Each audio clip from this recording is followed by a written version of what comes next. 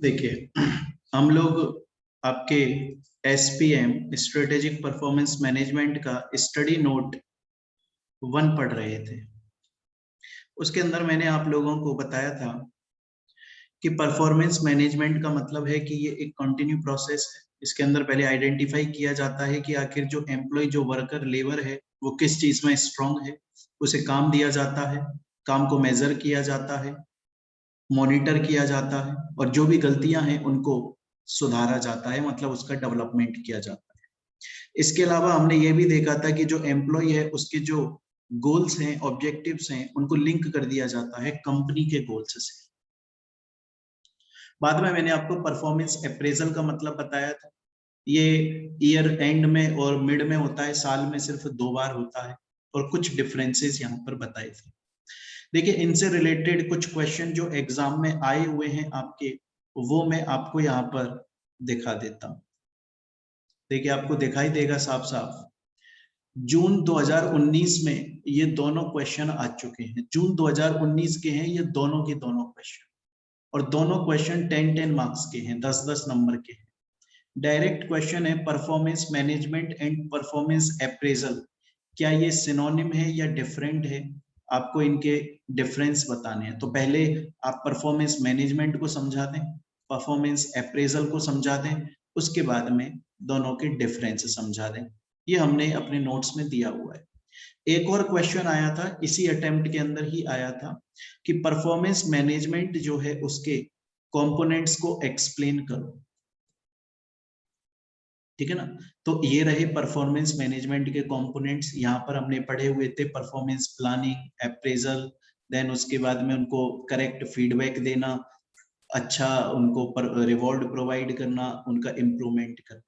ये question exam के अंदर आया हुआ है। इसके बाद में फिर नेक्स्ट टॉपिक हम लोगों ने जो पढ़ा था आपका, वो नेक्स्ट टॉपिक है प्रोडक्टिविटी एंड एफिशिएंसी। प्रोडक्टिविटी के अंदर मैंने आपको बताया था कि कोई क्वांटिफिएबल लिमिट नहीं होती है, बस इतना होता है जितना आप इनपुट लगा रहे हैं, जितनी मेहनत कर रहे हैं, कम से कम उतना तो इन आउटपुट आपको इक्वली उतना आउटपुट आ जाए या उससे ज्यादा आउटपुट आ जाए। क्लियर है ये चीज यहाँ तक? इसके बाद में नेक्स्ट हम लोगों ने एक एफिशिएंसी भी देखा था, और एफिशिएंसी में मैंने बताया था इसके अंदर मैक्सिमम आउटपुट निकाला जाता है। ये 2 टाइप की होती है, एक टेक्निकल और एक होती है एलोकेटिव। मैंने डिफरेंस बताया था। अगर आपके पास में इनपुट्स अवेलेबल हैं फिर भी आप इनएफिशिएंट हो, that is technical inefficiency. But अगर इनपुट अवेलेबल नहीं है तो वो होता है एलोकेटिव इनएफिशिएंसी। यहां तक हम लोग पढ़ चुके यहां तक हम लोग पढ़ चुके थे। देन इसके बाद में हमने ये भी पढ़ा था कि प्रोडक्टिविटी और एफिशिएंसी को मेजर करने के लिए हमारे पास में कुछ अप्रोचेस होती हैं, कुछ स्टेप्स होती हैं। मैंने आपको बताया था कुछ ऐसी कंपनीज होती हैं जो बहुत छोटे लेवल पर काम करती हैं, तो उनके लिए सिर्फ एक इनपुट में चेंज कर दो तो भी आप मेजरमेंट कर सकते हो, और उसको हम पार्शियल फैक्टर प्रोडक्टिविटी बोलते हैं। लेकिन कुछ कंपनीज ऐसी होती हैं जहां पर आपको एक से ज्यादा इनपुट में चेंज करना पड़ता है, उसको हम टोटल फैक्टर प्रोडक्टिविटी बोलते हैं। इससे रिलेटेड जो क्वेश्चंस आ चुके हैं वो मैंने आप लोगों को करवा दिए थे। नेक्स्ट मैंने आपको बताया था फाइनेंशियल परफॉर्मेंस एनालिसिस क्या होता है। इसका मतलब है कंपनी का एनालिसिस करना, कंपनी के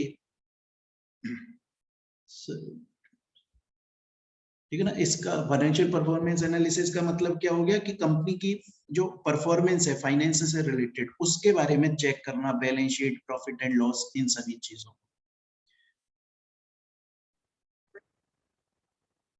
तो हम लोगों ने प्रोडक्टिविटी और एफिशिएंसी इसको मेजर करने के लिए देख लिया था। फिर इसके बाद में फाइनेंशियल परफॉर्मेंस एनालिसिस जो है वो मैंने आपको एक एग्जांपल के थ्रू समझाया था। फाइनेंशियल परफॉर्मेंस एनालिसिस का मतलब होता है कंपनी जो है उसके balance sheet, profit and loss, financial statement, इन सबको चेक करना जिससे पता लग जाए कंपनी की फाइनेंशियल पोजीशन क्या है। कुछ हमने क्वेश्चंस देखे थे, उनमें से कुछ क्वेश्चंस वो थे जो आपके एग्जाम के अंदर आए। देन इसके बाद में हमने नेक्स्ट टॉपिक, मैंने आपको एग्जांपल के थ्रू भी ये समझाया था कि फाइनेंशियल परफॉर्मेंस एनालिसिस जो है उसका मतलब ये नहीं है कि सिर्फ कंपनी की बैलेंस शीट को चेक करना, बल्कि उसके अंदर प्रॉफिट भी चेक होता है, वर्किंग कैपिटल भी चेंज होती है, सब कुछ पैसे से रिलेटेड सब चेक कर लो। कौन करता है? कोई भी इंसान कर सकता है, हर किसी का अपना अपना एम है, पर्पज है, हर कोई अपने लिए कर सकता है। नेक्स्ट हम लोगों ने इसकी कुछ टाइप्स देखे थे। टाइप्स में मैंने आपको बताया था दो होते हैं, एक होता है मटेरियल बेसिस पे, एक्सटर्नल, इंटरनल। अगर बाहर का इंसान जो कि सिर्फ कंपनी के पब्लिशमेंट के ऊपर एनालिसिस कर रहा है, उसके पास में एक्सेस नहीं है कि वो कंपनी के रिकॉर्ड्स को चेक कर सके, that is external analysis.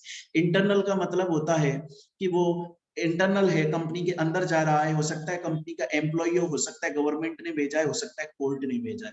Modus operandi का मतलब मैंने आपको बताया था कि मोड ऑफ ऑपरेशन के बेसिस पे इसको देखा जाता है, मोड ऑफ ऑपरेशन के बेसिस पे इसको हम कंसीडर करते हैं। हॉरिजॉन्टल में मैंने आपको बताया था कि एक कंपनी जो है वो अपना ही बहुत सारे सालों का कैलकुलेट एनालिसिस कर रही है। वर्टिकल में मैंने बताया था एक कंपनी सिर्फ एक साल का उस फील्ड के अंदर जितने लोग काम कर रहे हैं उनका एनालिसिस कर रही है। इसके बाद में हम लोगों ने टेक्निक्स देखना स्टार्ट किया था कि कौन कौन सी टेक्निक्स हैं जिनके थ्रू आखिर ये फाइनेंशियल परफॉर्मेंस एनालिसिस किया जा सकता है। हम इसको अकाउंटिंग टेक्निक भी बोलते हैं, दूसरी भाषा में हम इसको फाइनेंशियल टेक्निक भी बोलते हैं। मैंने एक आपको समझा दिया था रेशियो एनालिसिस, इसके अंदर परसेंटेज या फ्रैक्शन के बेसिस पे हम देखते हैं। चैट बॉक्स पर जल्दी से बताएं अभी तक हम लोगों ने जितना आपका ये पढ़ लिया है उतना आपको समझ में आया कि नहीं आया।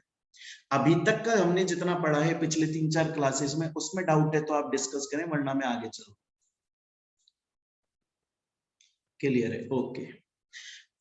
अब देखें हम लोग अभी कौन से टॉपिक पर पढ़ रहे हैं। हम लोग यही टॉपिक पढ़ रहे हैं, टेक्निक्स पढ़ रहे हैं कि वो कौन कौन से टूल्स हैं, वो कौन कौन सी टेक्निक्स हैं जिनके थ्रू फाइनेंशियल परफॉर्मेंस एनालिसिस किया जाता है। उनमें से हमने एक तो पढ़ लिया रेशियो। अब हम दूसरे पर आ जाते हैं जिसको हम बोलते हैं कॉमन साइज फाइनेंशियल एनालिसिस। ये भी टेक्निक है। अब इस वाली दूसरी वाली टेक्निक को समझाने के लिए मैं एक एग्जांपल आप लोगों को दिखाना चाहूंगा। पहले उस एग्जांपल को समझ लो, ये टेक्निक आपको समझ में आ जाएगी बड़े आराम से। एक मिनट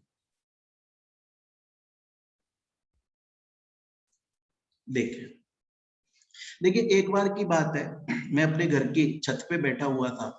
कैटरीना कैफ आई मेरे पास में, बोली मैंने सुना है कि एक टेक्निक होती है फाइनेंशियल स्टेटमेंट का एनालिसिस करने की। बहुत सारी जो टेक्निक्स होती हैं उनमें से एक टेक्निक होती है, उसको common size financial statement analysis बोलते हैं। मैंने बोला हाँ होती है, सही बोल रही हो।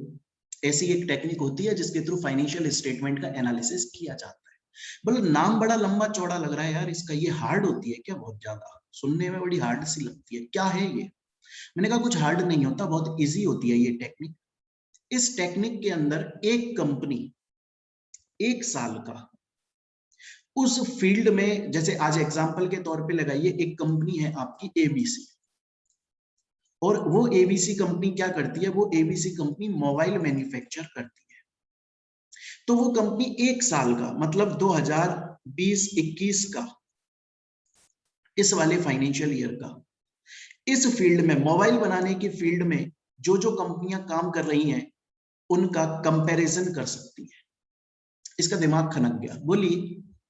बोले ये जो तुम बोल रहे हो फाइनेंशियल स्टेटमेंट एनालिसिस के अंदर, कॉमन साइज फाइनेंशियल स्टेटमेंट के अंदर, कि एक कंपनी एक साल का एन कंपैरिजन चेक कर सकती है, एनालिसिस कर सकती है उस फील्ड के अंदर जितनी कंपनियां काम कर रही हैं उन सब का। ये बात तो मैंने वर्टिकल एनालिसिस के अंदर पढ़ी थी, जो बात अभी अभी तुमने मुझे बताई है। मैंने उसको बोला सही बोल रही हो। इसीलिए इस common size financial statement analysis को वर्टिकल स्टेटमेंट भी बोलते हैं। इसीलिए इस common size financial statement analysis को वर्टिकल स्टेटमेंट भी बोला जाता है। बोली ठीक है, मैं समझ गई तुम्हारी बात को, मैं ये समझ गई हूं अभी तक, ये बोली मैं समझ गई हूं कि ये जो कॉमन साइज फाइनेंशियल स्टेटमेंट है, इसके अंदर एक कंपनी एक पर्टिकुलर ईयर में उस सेम फील्ड के अंदर, जिस फील्ड में वो कंपनी काम कर रही है, उस फील्ड में जो बाकी कंपनियां काम कर रही है उनका कंपैरिजन कर सकती है। इसीलिए इसको वर्टिकल स्टेटमेंट बोलते हैं। समझ गई मैं।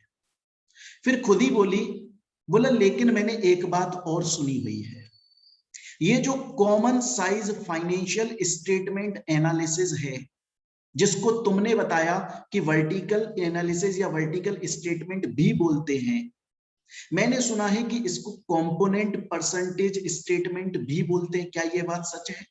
मैंने बोला बिल्कुल सही बात है। इसको आप कॉमन साइज फाइनेंशियल स्टेटमेंट भी बोलते हो, इसको आप वर्टिकल स्टेटमेंट भी बोलते हो, आप इसको कंपोनेंट परसेंटेज स्टेटमेंट भी बोलते हो। आप तीनों में से इसको कुछ भी बोल सकते हो जो आपको बढ़िया लग रहा है। लड़की बोले यार मेरे को एक बात बताओ, आपने बोला कि इसको वर्टिकल स्टेटमेंट इसलिए बोलते हैं क्योंकि एक साल का उस फील्ड की बाकी कंपनीज का कंपैरिजन कर दे, इसलिए इसको वर्टिकल स्टेटमेंट बोलते हो। ये बात तो मेरे पल्ले पड़ती है, पर इसको कंपोनेंट परसेंटेज स्टेटमेंट क्यों बोलते हो? ये क्यों बोल रहे हो? वर्टिकल बोल रहे हो, वो उसका मेरे को लॉजिक समझ में आ रहा है, इसका क्या लॉजिक है? मैंने कहा लॉजिक बड़ा इजी है, ध्यान से सुनो। ये जो कॉमन साइज फाइनेंशियल स्टेटमेंट है ना, इसके अंदर जब भी कोई कंपनी अपना फाइनेंशियल एनालिसिस करती है तो वो हमेशा परसेंटेज में एनालिसिस करती है। बोला परसेंटेज में एनालिसिस करती है, इसका मतलब क्या है? मैंने इसका मतलब है, देखो जैसे एग्जांपल के तौर पे आप ये देखो कि सेल्स, कंपनी ये चेक करना चाहती है कि सेल्स क्या निकली उसकी। अब ये सेल्स किसका पार्ट है? ये सेल्स असेट का पार्ट है, क्योंकि बेच के पैसा आता है कंपनी के पास। तो कंपनी क्या करती है? कंपनी टोटल असेट को 100% मान लेती है और फिर उसने जितना सेल्स किया उस साल में उसका परसेंटेज निकाल लेती है। जैसे एग्जांपल के तौर पे कंपनी ने 40 करोड़ का सेल किया तो 40% की सेल कैलकुलेट कर लेगी। सेम उसी तरीके से लाइबिलिटीज में भी किया जाता है, रेवेन्यू में भी किया जाता है। बोला एग्जांपल से समझाओ, इसको दिखा सकते हो? मैंने कहा दिखाओ। देखो सपोज करो रेवेन्यू जो है वो कंपनी ने 100% मान लिया। अब कहां से पैसा कमा रही है उनको वो परसेंटेज में नंबरिंग कर देती है। जैसे बैलेंस शीट में देखो, असेट जो है वो है 39,985, उतनी ही लाइबिलिटीज है, 100% मान लिया इनको। अब एसेट की जो बाकी की चीजें हैं उनको उस 100% में से बांट दिया जाता है लाइबिलिटीज में।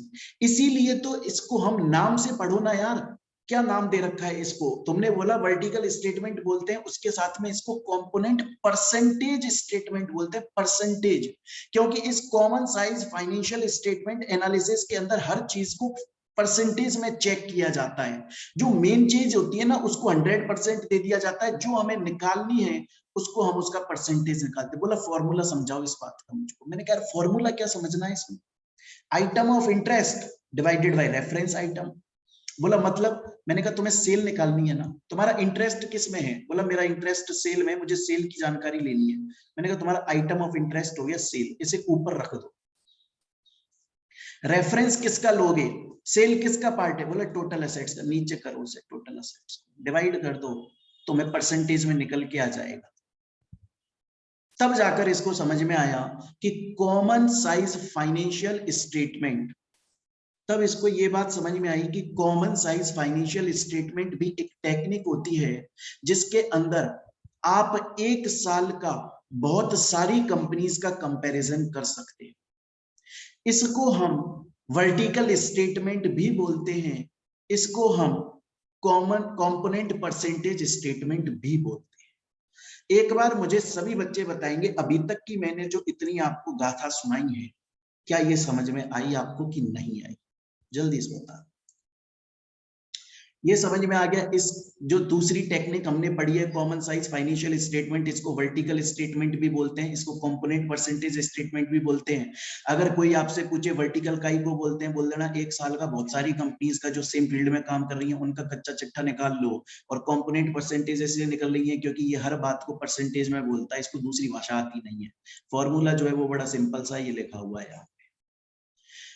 इसकी सब बातें समझ में आ गई, लेकिन अभी भी कुछ डाउट रह गए इसके मन में। बोली मेरे मन में कुछ डाउट है। मैंने कहा पूछो। बोली ये जो common size financial statement analysis तुमने समझाया, इसका कोई बेनिफिट है क्या? मैंने कहा बेनिफिट ही बेनिफिट है यार।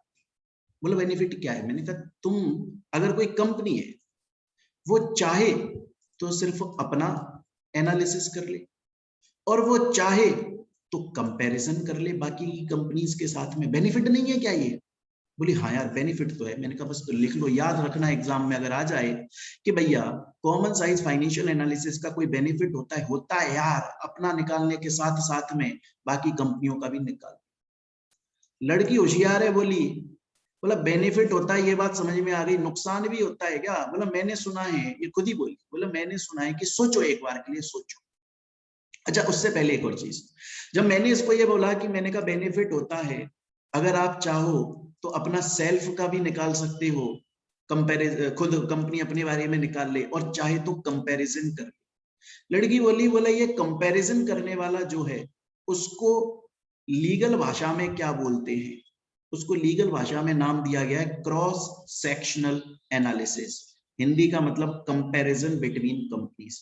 तो अगर एग्जाम में क्वेश्चन आ जाए क्रॉस सेक्शनल एनालिसिस क्या है, बोल देना इसका पार्ट है, इसके अंदर कंपनी के पास में ये बेनिफिट ये एडवांटेज होती है कि वो बाकी कंपनीज के साथ में कंपैरिजन कर सकती है। बोली बात समझ में आ गई? फिर खुद ही बोले सोचो एक बार के लिए सोचो, तुमने बोला कि ये कंपनी अदर कंपनीज के साथ में कंपैरिजन कर सकती है, लेकिन यार ये कंपनी का फाइनेंशियल ईयर शुरू हो रहा है अप्रैल से मार्च,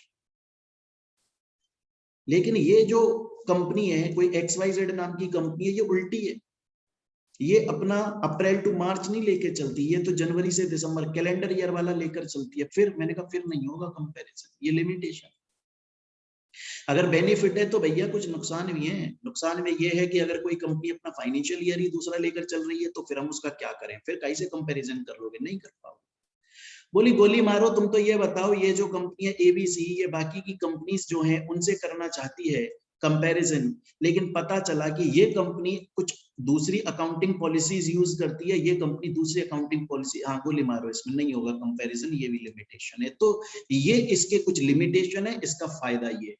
चैट बॉक्स पर मुझे ये बताएं क्या ये समझ में आ गया common size financial statement analysis क्या होता है? इसको वर्टिकल स्टेटमेंट भी बोलते हैं, इसको कंपोनेंट परसेंटेज स्टेटमेंट भी बोलते हैं। इसके कुछ फायदे होते हैं जिन्हें क्रॉस सेक्शनल एनालिसिस बोलते हैं, और कुछ नुकसान भी होते हैं। अगर डाउट है यहाँ तक तो डिस्कस कर सकते हैं आप लोग। मैसेज आ रहा है, समझ में आगे बढ़िया, आगे चलते हैं। तो अभी तक देखिए हम लोगों ने दो टेक्निक पढ़ ली। एक टेक्निक हमने रेशियो एनालिसिस की जो लास्ट क्लास में पढ़ ली थी, एक टेक्निक जो मैंने आपको अभी बता the common size financial statement वाली। तीसरे पे आ जाते हैं ट्रेंड पे। बच्चे बोलते हैं सर ये तो हमको पता ही है ट्रेंड, इसके बारे में क्या बताओ? मैंने कहा कैसे पता है, समझाओ। बोले सर समझाना क्या है यार, इसमें कंपनी ट्रेंड देखती है सर, अपना कंपनी अपना एक ट्रेंड देखती है कि वो किस ट्रेंड से बढ़ रही है या किस ट्रेंड से गिर रही है। मैंने कहा कैसे देखा जाता है? बोला सर इसमें एक जो ईयर है ना उसको बेस ईयर ले लेते हैं हम, कोई सा भी ईयर जिससे हमें कंपैरिजन करना है। मैंने कहा तुम समझो यार, मेरी कंपनी है मोहित बंसल करके, और मैं 2015 से और आज चेक करना चाहता हूं मेरा क्या मामला है। बोला सर देखो बेस ईयर आपका 2015 है, अब आपको जिसका निकालना है ना उसको इसके हिसाब से निकालते रहो। देख लो 2016 में कितना ग्रो करी, 2017 में कितना ग्रो करी, 2018 में कितना करी। सर मान लो अगर सब में आ रहा है 2-2%, आपका सर ट्रेंड जो है वो 2% के प्रॉफिट पे चल रहा है। मैंने कहा समझ गया, इसमें कोई दिमाग वाली बात नहीं है, ये आता है। ट्रेंड एनालिसिस जो है उसके अंदर क्या किया जाता है, एक पर्टिकुलर बेस ईयर कर लिया जाता है और फिर उसके हिसाब से बाकी चीजें निकाली जाती है। इनटू 100 कर देना, इतना तो पता ही होगा फाइनल में आगे। मुझे बताएं ये समझ में आया ट्रेंड एनालिसिस? 3 टेक्निक पढ़ ली हम लोगों ने।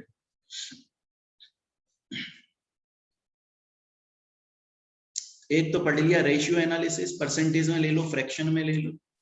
एक पढ़ लिया कॉमन साइज फाइनेंशियल स्टेटमेंट, इसमें भी परसेंटेज में ले रहे हो। इसके बाद में एक ट्रेंड एनालिसिस जिसमें बेस ईयर को कैलकुलेट, कोई सी भी टेक्निक यूज कर लो फाइनेंशियल एनालिसिस हो जाएगा। मेरे पास मैसेज आ गया कि सर समझ में आ गया। फिर भी अगर डाउट है आप बिंदास पूछ सकते हैं, कोई दिक्कत वाली बात नहीं है, मैं दोबारा समझा। आगे चलते हैं। बहुत ही इंपॉर्टेंट टॉपिक है, बहुत इजी टॉपिक है। मैं ज्यादा इसमें कुछ समझाऊंगा नहीं क्योंकि ज्यादा समझने लायक इसका इतना कोई वेटेज है नहीं। इससे रिलेटेड एग्जाम में आज तक क्वेश्चन भी नहीं आया है। अच्छा जो जो क्वेश्चन जिस जिस टॉपिक से रिलेटेड आए हुए हैं वो मैंने सब नोट्स में दे दिए हैं, तो हम धीरे धीरे चेक भी करते रहेंगे। नेक्स्ट टॉपिक है हमारा सप्लाई चेन मैनेजमेंट।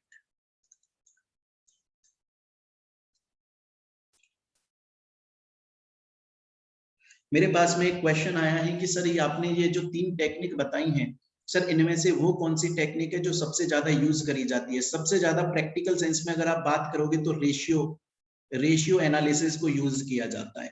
और अगर आप पर्टिकुलर ईयर्स में देख रहे हो, अब ईयर बाई ईयर अगर देखते हो ना, ईयर बाई ईयर, तो फिर रेशियो एनालिसिस चेक किया जाता है। लेकिन अगर आप लंबे टाइम के लिए एक ही बार में देख रहे हो, लॉन्ग टाइम के लिए, तो फिर ट्रेंड चेक कर लिया जाता है कि आखिर कंपनी का ट्रेंड, आपने कभी वो देखा होगा ना फ्लो चार्ट्स की, कंपनी का ट्रेंड कुछ ऐसे होता है फिर एकदम से ऐसे गया, तो ये ट्रेंड है, ये लॉन्ग टर्म के लिए दिखाता है। अगर ईयर बाई ईयर देख लियो तो रेशियो में चलता है। नेक्स्ट पर आते हैं सप्लाई चेन मैनेजमेंट। बड़े ध्यान से सुनना, बड़े ध्यान से सुनना, बहुत इजी है। देखो अगर इसकी स्टार्टिंग में क्रक्स से समझ गए ना, तो फिर मुझे नहीं लगता मुझे ये सब जो मैंने इतना सारा कुछ लिखा हुआ है, ये इवन आप तक को नहीं पढ़ना पड़ेगा। बहुत ही सिंपल सी कहानी है, बहुत ध्यान से सुनो। एक क्वेश्चन पूछ रहा हूं मैं आपसे, मैं एक क्वेश्चन पूछना चाहता हूं आपसे, आप उसका जवाब दे दें मेरे को और खत्म हो जाएगा मामला। देखें, मैं मोहित बंसल, मुझको ना यार एक मार्केट में प्रोडक्ट बेचना है यार, और वो प्रोडक्ट में क्या बेचना चाह रहा हूँ, वो प्रोडक्ट जो है मैं वो बेचूंगा, ये इलेक्ट्रिक पेन आजकल आ गए हैं, ये बेचना है यार मेरे को। प्रोसेस समझा दोगे क्या, कैसे बेचूं बताओ ना, शुरू से एंड करो इसका। सोचो आप और मैं दोनों मिलके धंधा करेंगे, बिजनेस करेंगे, इलेक्ट्रिक पेन बेचेंगे, मार्केट में स्कोप है इसका, कैसे करूं बताओ मुझे जल्दी जल्दी चैट पे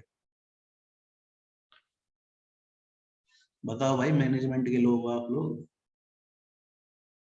सबसे पहले मुझे क्या चाहिए ये बताओ, चलो फर्स्ट स्टेप, मुझे क्या चाहिए ये बताओ सबसे पहले, जल्दी से बताओ। प्रोडक्ट बेचना है मेरे को, मैन्युफैक्चर करोगे, अभी मैन्युफैक्चर तो करेंगे, मैन्युफैक्चर तो करेंगे, पर वो फर्स्ट स्टेप थोड़ी ना हुई भाई। मैन्युफैक्चर तो करेंगे पर वो फर्स्ट स्टेप कहाँ हो गई, कच्चा माल तो लेकर आओ। रॉ मेटेरियल नहीं चाहिए, हाँ रॉ मेटेरियल है, ये हुई ना बात, पहला माल, पहली बात हुई रॉ, कच्चा माल लेकर आओ, कच्चे माल की सप्लायर ढूंढो। अब कच्चे माल, अब रॉ मटेरियल तो बहुत लोग दे रहे हैं मेरे को, रॉ मटेरियल तो बहुत लोग दे रहे हैं मेरे को देखना है जो मेरे पड़ता है ना, मेरे सस्ता पड़े वो, क्योंकि मुझे आगे भी तो फिर अपना ऐड करनी है कॉस्ट। तो पहला आपने बोला रॉ मटेरियल ले लो, अच्छा डिजाइन डिजाइन भी देखूं क्या यार, डिजाइन भी तो मैटर करता है ना। बहुत सारे पेन ऐसे होते हैं जो, एक पेन जो है जिसका आपने साइज बहुत मोटा रख दिया, अब बंदा लिख रहा है तो उसको लिखने में अच्छे से फील ही नहीं आ रहा है, तो डिजाइन भी तो देखो ना, बीच में रबड़ हो, बंदा पकड़े तो वो कहीं पर स्लिप ना मारे, ऐसा डिजाइन डिजाइन भी देखो। चलो ठीक है वो कर लिया, अब मैन्युफैक्चर कर दूं, अच्छा लेबर लगा दूं, लेबर लगा दूं, मशीन लगा दूं, जगह बगह भी देख लूं, गवर्नमेंट से लाइसेंस वाइसेंस भी ले लूं, फिर एक काम कर, हाँ टेक्नोलॉजी इंप्रूव, बिल्कुल वो, अब मैन्युफैक्चर मार देता हूँ, मैन्युफैक्चर कर दिया, अब कस्टमर, अब कस्टमर के पास में भागूं, कैसे भागूं, कस्टमर कहाँ मिलते हैं, कस्टमर टीवी पे ऐड दो, रेडियो पे ऐड दो, डिस्ट्रीब्यूशन चैनल्स बनाओ, बिल्कुल।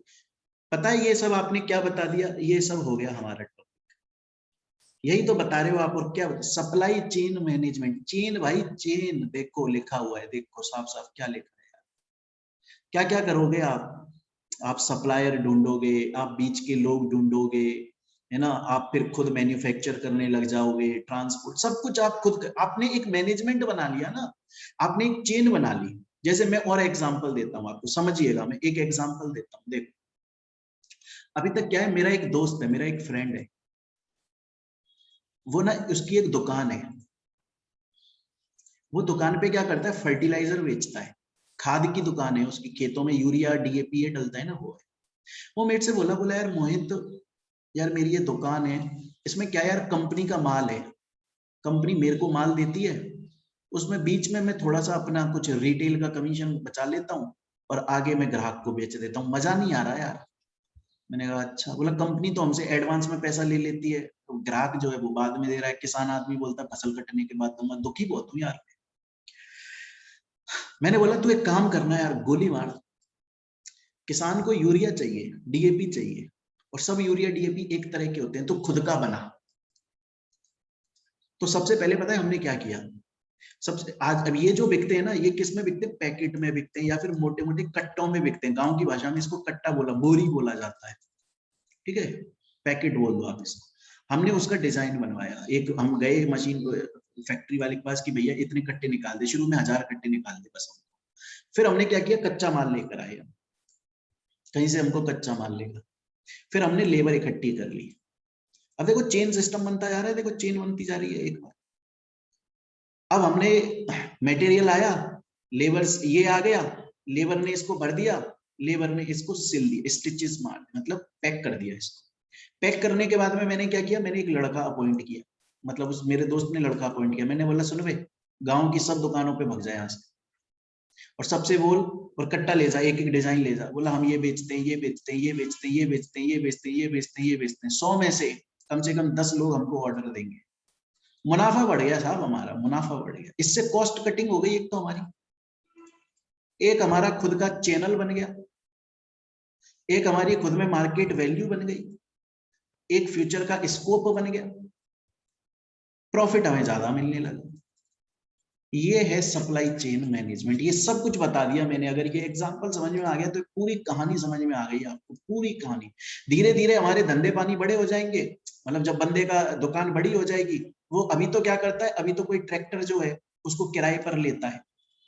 जैसे मानो उसका गांव, ए नाम का गांव में उसकी दुकान है, बी नाम के गांव वाले ने मंगाया सामान, तो किसी ट्रैक्टर पे या किसी ट्रॉली पे या किसी ट्रक में वो लोड करवाता है सामान को, वो किराए का है, और फिर वो यहाँ जाता है। जब इसका थोड़ा बड़ा हो जाएगा बिजनेस, फिर ये खुद का ट्रांसपोर्ट खोल लेगा और कॉस्ट बचेगी। देखो कितनी सारी कॉस्ट बचती चली जा रही है। तो सप्लाई चेन मैनेजमेंट का फायदा है।